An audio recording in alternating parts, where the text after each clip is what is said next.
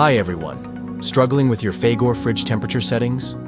In this 2025 guide, I'll walk you through the exact steps to get the perfect cooling for your food and drinks.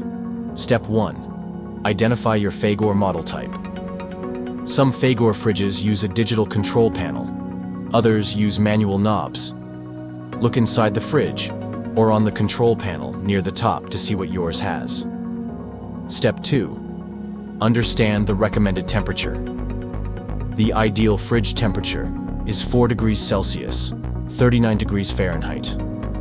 For the freezer, it's -18 degrees Celsius, 0 degrees Fahrenheit. Use these as your starting point. Step 3. For digital models, press the fridge or freezer button to adjust the temperature. Use the up-down arrows to set your desired level.